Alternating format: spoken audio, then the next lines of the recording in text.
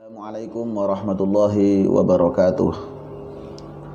Bismillahirrahmanirrahim. Hamidanillah tabaraka wa ta'ala wa musalliyan wa musalliman ala rasulillah wa ala alihi wa sahbihi wa man walah, la hawla wa la quwata illa billah, amma ba'dah.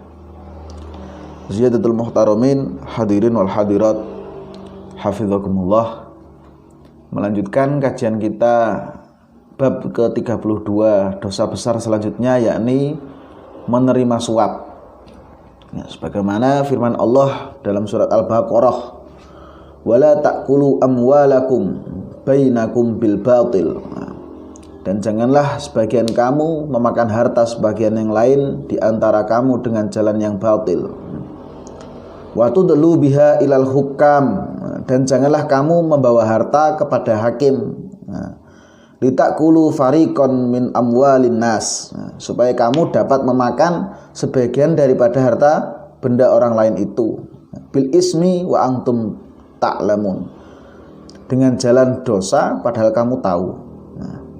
Jadi ini ada hubungannya dengan materi sebelumnya tentang hakim yang jahat. Jadi ini menjelaskan tentang ada seseorang membawa harta, membawa uang, atau katakanlah ia menyogok, menyuap hakim untuk memenangkan suatu perkara. Padahal kamu mengerti hasil keputusan itu tidak halal bagimu. Jadi ada seorang hakim ingin memutuskan suatu perkara. Kamu tahu kalau kamu salah, tapi kamu ingin dimenangkan sehingga kamu menyogok, menyuap hakim tersebut supaya perkaramu yang dimenangkan. Padahal perkaramu itu batil, perkaramu itu tidak halal, dan itu kamu tahu. Jika demikian, maka la'anallahu rashi wal murtashi fil hukmi. Jadi kata Rasulullah, Allah melaknat orang yang menyuap dan yang disuap dalam suatu perkara. Yang menyuap, yang disuap, kena semua.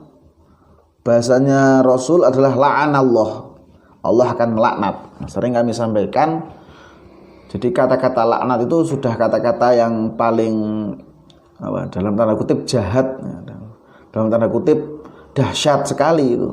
Allah melaknat, tidak hanya berpaling, tidak hanya benci, tidak hanya tidak suka Allah, tapi melaknat.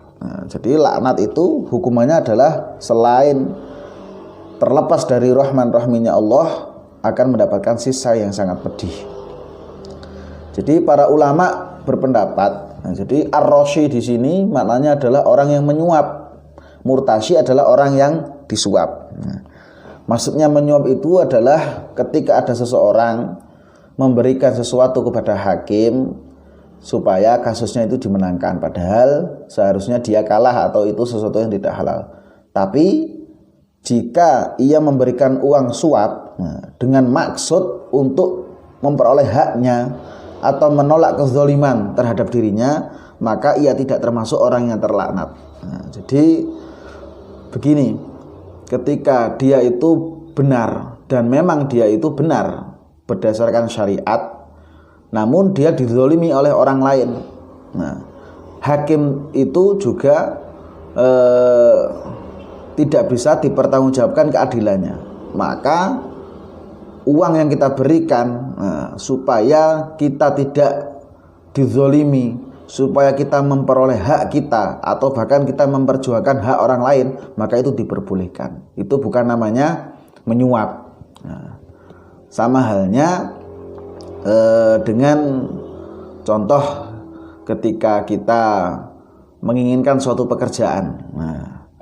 Jadi kalau kita lewat jalur normal dengan tes, kita sulit untuk masuk, padahal kita layak, dan banyak orang lain yang sebenarnya nggak layak, tapi dia punya uang, dia bisa masuk. Nah, ketika terjadi seperti itu, maka kita boleh membawa uang, kita boleh membayar, jika itu memang syaratnya supaya kita masuk, sebab itu hak kita layak ada di dalamnya, bukan orang lain yang tidak mampu untuk memperoleh jabatan tersebut. Jadi bedakan antara kita ingin memperoleh hak dan menolak kezaliman terhadap diri kita atau kepada diri orang lain. Bukan kita menyuap untuk supaya kita dimenangkan, padahal kita tahu kalau kita salah, kita tahu kalau itu adalah keputusan yang tidak halal. Jadi semoga kita semua dilindungi oleh Allah dari sifat menyuap, menyogok, atau menerima suap, atau menerima sogok. Sebab itu semua sama dosanya, sama akan mendapatkan laknat dari Allah Subhanahu wa ta'ala. Hadza minni wal afu minkum. Assalamualaikum warahmatullahi wabarakatuh.